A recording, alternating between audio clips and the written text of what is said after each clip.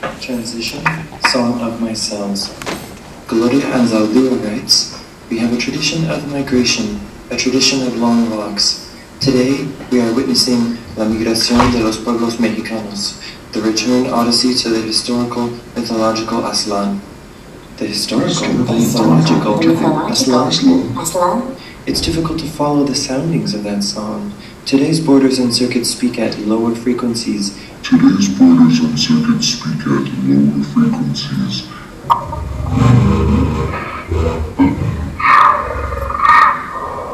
Lower frequencies. I shot through the chips of the psionic time.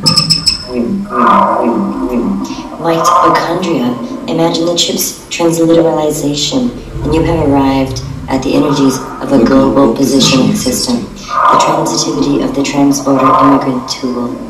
2. When you outgrow that definition, look for the trends of transcendentalisms, imperfect as overwound pocket watches, offbeat as subliminalities. Alternative forms of energy, which exceed reason's predetermined star maps. Pointedly past Malden pondering, el otro lado de flaneur floundering. Draw a circle, now, irse por la tangente. Neither gray, nor black and white. Argo irises, flight, a fight. A fancy, this bridge called my back, my heart, my head, my cock, my cunt, my tunnel, vision, you are crossing into me.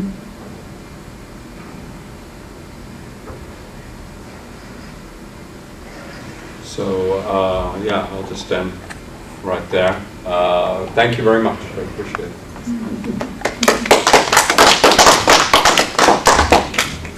So maybe we have a few seconds. Is it okay? Yeah? If you have any questions. Yeah. Can I just pick up a little bit on the transition there at the end? So in one of the earlier presentations I've heard, you speak about wanting to reclaim the transcendental. Reclaim? The transcendental, wanting to reframe and resituate. Could I just draw you out on that? Speak a little bit. Well, I mean, for electronic disturbance theater, one of the shifts that occurred in our discussions in 1998, and again, that dislocated the origin of the electronic civil disobedience, was that back in the 80s I was reading On Civil Disobedience by Henry David Thoreau. Thus we were cut and pasting and our utopian plagiarism and just tacking things on. So obviously Thoreau is a foundational figure in American transcendentalism. And it's a figure that dislocates the Emerson's vision to one of the land, that is, relocating it in Walden's Pond, if you will. And that was one of the major shifts in terms of digital zapatismo.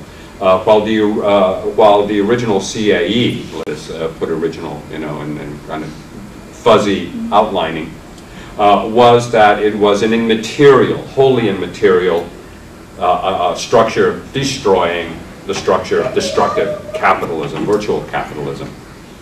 With digital zapatismo, it re-anchored data bodies to the lands of the autonomous communities of Chiapas. So it was very much a question of autonomy of land.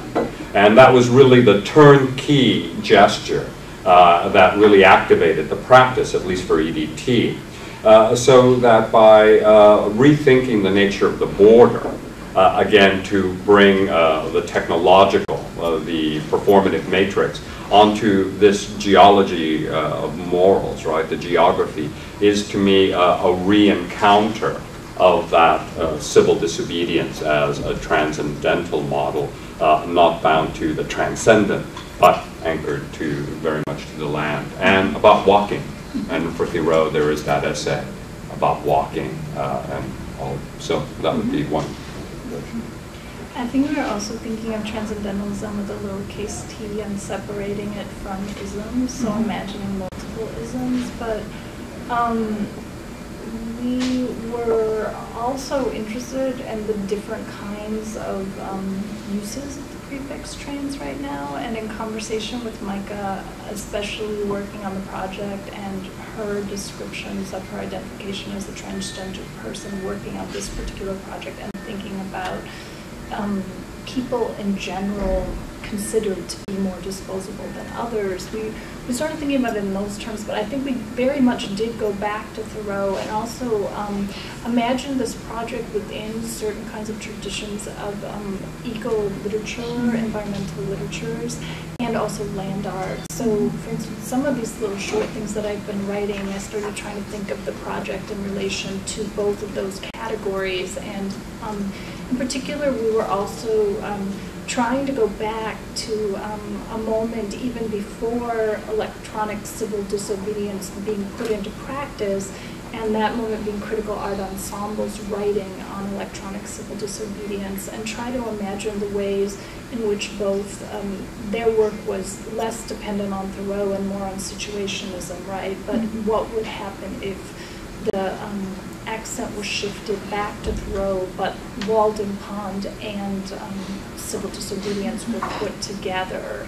And they often are in books. And also, in regards to the desert proper, and especially the Southwest desert, right, there's a strong body of work of environmental literature that in some ways reifies the desert as a locale. And so we were imagining interrupting that tradition too, so that this isn't just about dislocating located media practice, but also trying to think the project as a literary and artistic intervention within various traditions. So that was some of what we started thinking about. I mean, we were also interested in recent rereadings of Kant and thinking about the transcendental and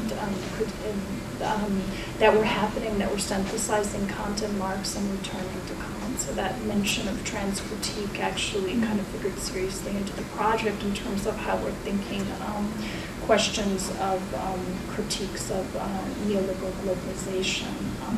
And you know, clearly we have a lot of ambitions for the project, and what's really frustrating right now is actually what might fall out, which is around these questions of distribution. And any ambitions that you have are never going to be fully realized. But we just thought, well, what would happen if all these conversations started occurring together and we didn't want to sacrifice any one of these components?